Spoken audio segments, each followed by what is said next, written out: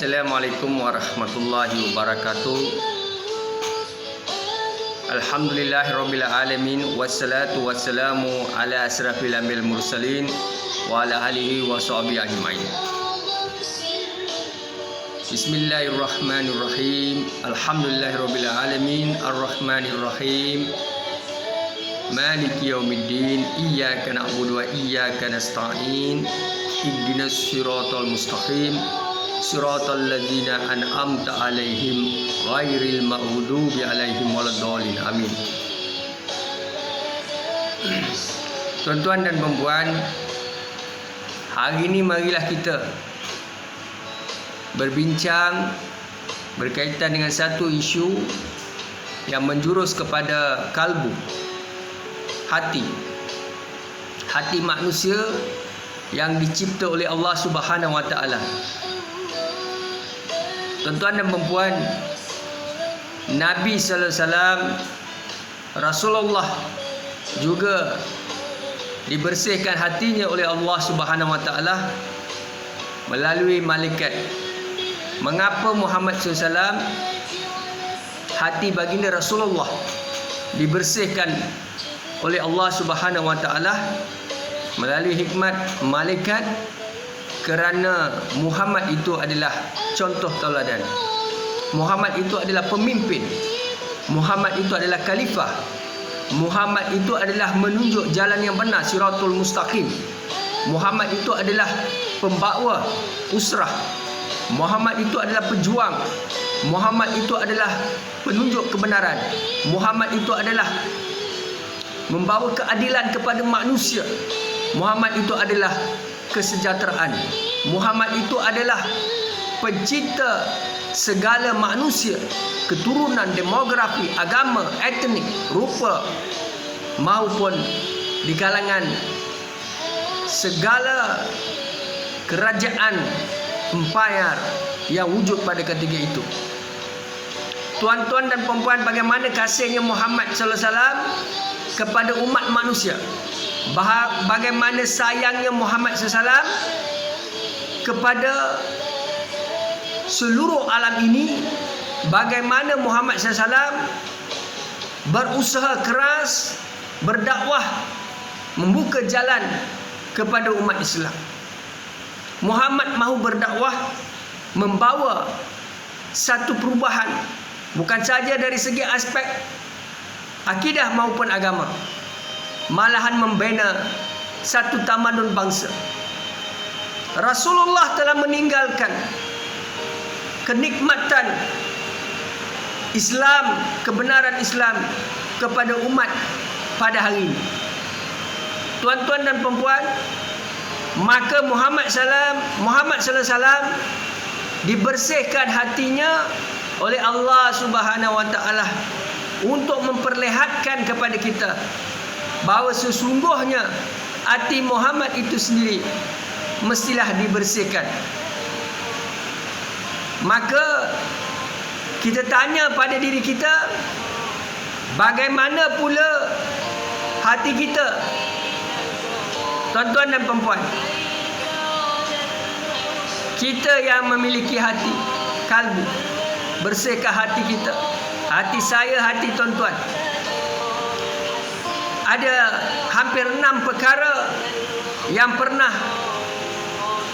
dibincangkan, disampaikan oleh Nabi sallallahu alaihi wasallam. Yang pertama, manusia-manusia yang terlalu banyak bersukaria. Kita bermegah-megah, bersukaria, bergembira, melakukan maksiat, melakukan kezaliman, melakukan penindasan. Kita ada satu sifat yang merasa bangga, riak, takabur terhadap perasaan orang lain yang kita ganggu gugat. Kita memberi mereka tekanan, menidakkan hak mereka, menekan mereka, menindas mereka, secara langsung dan tidak langsung. Dengan hanya satu kuasa dan kedudukan yang Allah Ta'ala berikan kepada kita sebagai ketua, sebagai pemimpin, sebagai mereka yang berpengaruh. Allah bagi kita sedikit saja kuasa, tuan-tuan. Allah beri kita sedikit saja kedudukan, tuan-tuan. Allah beri kita sedikit saja nikmat, tuan-tuan. Allah beri kita sedikit saja pengaruh. Tapi kita bongkar takabur. Kita menyalahgunakan kuasa kita, mengekang mereka, menghalang mereka daripada berkembang, menghalang mereka daripada menonjol, menghalang mereka daripada terus ke hadapan, menghalang mereka daripada mengembangkan potensi mereka. Malahan kita memilih-milih di kalangan orang yang kita sukai, dan kita menindas, memulau, menyekat secara langsung dan tidak langsung. Tuan-tuan dan perempuan, sesungguhnya Allah Subhanahu wa Ta'ala Maha Kaya, Maha mengetahui, Maha memerhati, Maha mengitung. Allah akan membalas perbuatan terkutuk kita itu, sama ada di dunia maupun di akhirat, tuan-tuan. Maka manusia-manusia ini yang mempunyai pengaruh dan kedudukan, mereka terlalu gembira, riang gembira, ceria, seronok, menggunakan legasi kepimpinan untuk menzalimi sesiapa yang mereka merasakan mengancam kedudukan maupun perjawatan mereka ini. Tuan-tuan dan perempuan, maka azab pedih menunggu bagi manusia-manusia, individu-individu ini. Sesungguhnya mereka-mereka yang berlaku zalim kepada orang lain. Seterusnya penyakit hati ini, kita merujuk kepada di kalangan mereka yang hidup mewah. Tuan-tuan dan perempuan, Allah Ta'ala memberikan kita rezeki, Allah Ta'ala memberikan kita kedudukan, Allah Ta'ala memberikan kita kekuatan untuk sentiasa mencari rezeki yang halal. Namun manusia hari ini, hak mereka adalah hak mereka, hak orang adalah hak mereka. Maka kemewahan-kemewahan yang mereka perolehi ini adalah untuk bermegah-megah, rumah yang besar, kereta yang banyak dan mewah, kehidupan yang mewah, bersaing-saing, menunjuk-nunjuk, riak, takabur. Maka timbullah hasad, dengki, iri hati, khianat di dalam mahu mengaut keuntungan. Hari ini kita melihat dalam negara, luar negara, di mana saja, manusia-manusia dan individu yang memiliki harta yang banyak, triliun, berbilion-bilion, baik di Malaysia, baik di luar negara, di mana sahaja, kebanyakan individu dan pemimpin-pemimpin tamak ini, mereka memiliki kemewahan. Walaupun itu hasil usaha mereka, tetapi sumber pendapatan itu juga menjadi satu pertikaian. Sedangkan Allah Ta'ala berfirman dalam Al-Quran bahawa sebahagian besar daripada harta yang kita perolehi, kemewahan yang kita miliki itu bukan sebenarnya hak mutlak kita, sedangkan ia adalah hak asnaf dan hak fakir, seterusnya hak anak yatim piatu. Maka hendaklah kita bersedekah. Tapi hari ini manusia bermewah-mewahan. Tuan-tuan dan perempuan, kita melihat bagaimana manusia berlumba-lumba mengumpul harta kekayaan. Mereka merasakan dengan memiliki harta kemewahan ini, mereka sebenarnya adalah orang-orang yang berjaya di dunia. Bagaimana ceritanya di akhirat kelak? Maka segala harta kekayaan ini akan menjadi bahan bakar mereka di akhirat kelak. Perkara keempat, penipuan dalam merebut harta benda dunia. Tuan-tuan dan perempuan, kita melihat bagaimana manusia ini menipu hidup-hidup, mahu membantu sahabat, mahu membantu rakan, rakan yang kita sayang, kita kena menikam kita sendiri. Sebab itu ada istilah jangan mempercayai manusia ini. Kerana sebahagian besar daripada manusia, mereka bertopengkan sifat-sifat iblis, manusia jelmaan syaitan. Nauzubillah min zalik, tuan-tuan. Hari ini hakikatnya begitu.